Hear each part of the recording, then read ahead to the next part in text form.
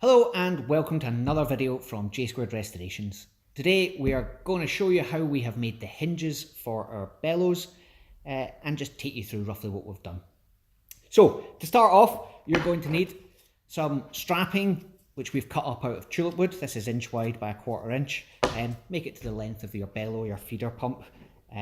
You'll need some of the bellows cloth material which we will use to create the hinge.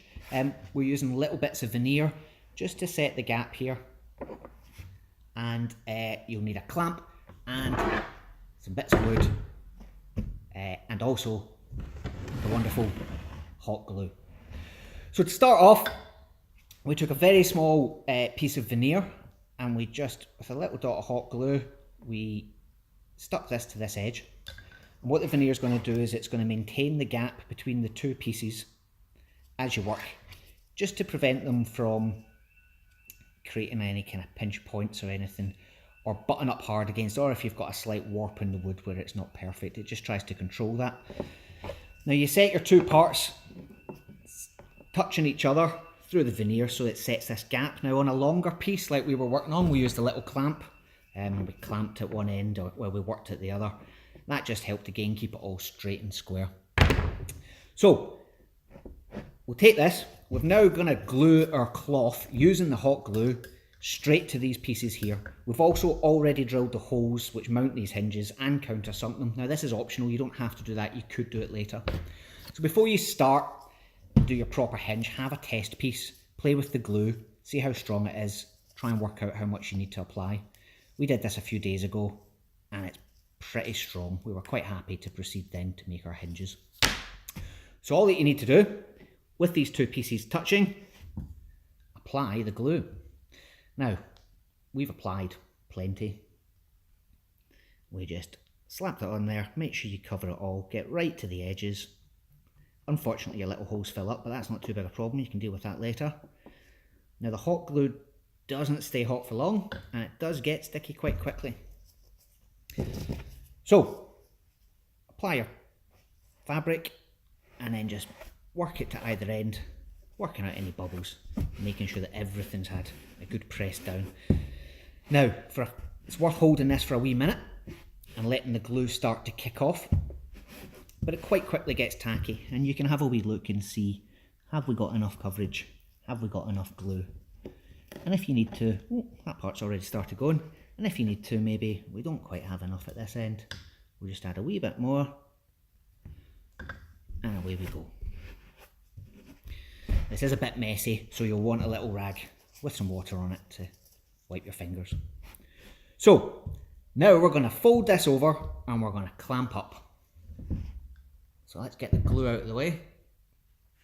Right, I'm going to bring in a wee bit of cling film so that we can clamp this down to the table without it sticking to everything. So, I'm going to take this to the edge of the table and we're going to fold this over nice and tight, creating a real good sharp edge on this far side.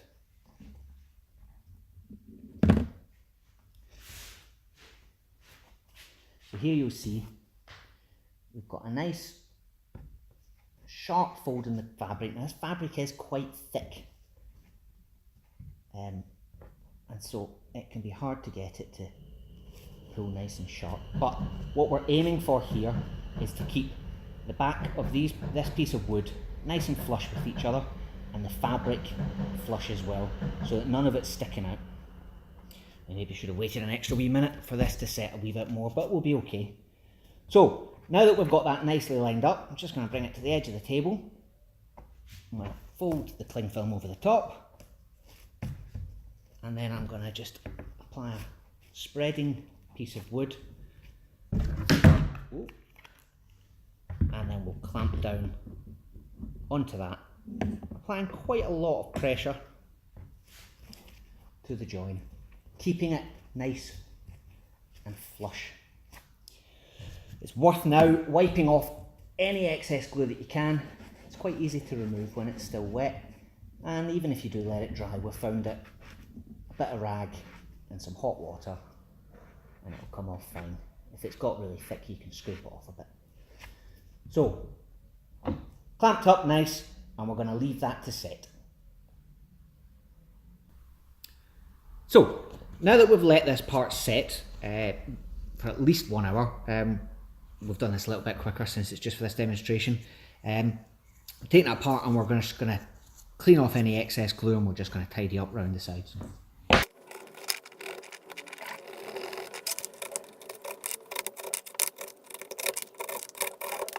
Okay, so we've now removed the excess material just to make the next part a little bit easier. What you'll see here, because we've done this video a little bit too quickly, we haven't maintained this gap, and as a result, might not show up too well on camera, this cloth is protruding a little bit from these two surfaces. Now this is probably because we've done it all a bit too quick and the glue hadn't set well enough.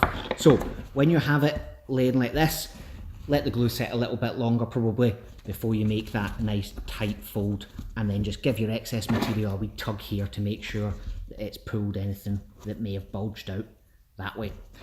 So the next part that we're going to do, you're going to need some heavy calico from a sewing shop. These are kind of 50mm wide strips, 4 or 5 inches long, and we're going to make a second wrapping around the outside of the hinge. The purpose of this is that it keeps that nice tight fold there by maintaining the distance between these two parts. So first up, we're just going to clamp this lightly, like so, and then on this next section, it really helps if you have 4 arms. So I'm going to bring 2 more in, along with our favourite hot glue. And what we're going to do is, with this clamped well together like this, we're just going to apply glue only to these 2 faces at the top first. You're just going to get some on there. Got a wee bit spilled over. And then, just like magic, rotate around here. We're just going to press the glue through, making sure that it's completely saturated. And then we're just going to apply the clamp to this piece here like that, and we're going to leave that to set completely for at least an hour before you do the next part. Now you do this on at least 2 parts, and once it has set, you can remove this clamp. We won't let it set for the purpose of the video. And then with a little bit more hot glue, we do the exact same to hold the rest of this down.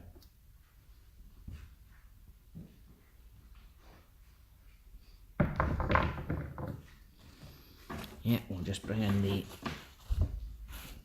cling film again.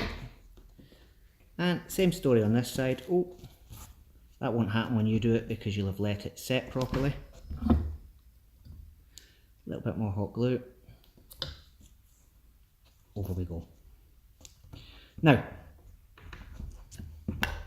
once this has set, what will happen is that that cloth being nice and tight along this part prevents this from coming apart and the tight V that you've got in your bellows cloth becoming a U shape, and the overall the hinge being weaker, and it having the possibility to be able to peel the material away from the wood.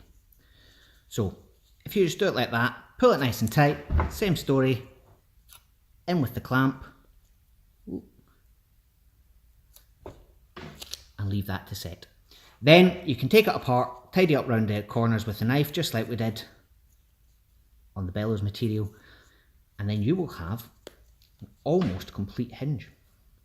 So we won't wait for that for the sake of this video, but we'll show you the final bit that we've done. And again, not everyone's done it this way, but we're going to just get ourselves a little hole punch, and we're going to feel under the material till we find our little countersink. I can feel that it's there. Another one there, and I'm just going to push this on, and then pick that little dot out with a knife, Oh, I've not quite got all the way through it. You can just trim that back. Oh, almost. And then you can tidy this countersink up. You can pull out the glue. If you've done it quite quickly, it'll still be nice and soft, but if you've left it overnight, it'll be a little bit tougher. But you can just clean that out with your countersink tool, or even a stick if it will let go. So, Blue Peter fashion, here's one I made earlier. And you can see that when it is set, this cloth material on the outside holds that nice and tight, holding the hinge together when it's fully closed, and when it's opened, controlling the distance between these two parts and preventing it from coming apart. So, the only other real point to mention here is that we went for this method of doing the countersink because when we tried just smoking a hole through it with the countersink tool, it just mashed the material, didn't look great on this demo one. So that's why we went for the hole punch. So that completes this. Thanks very much for watching. Please click on like and subscribe, and we'll see you soon.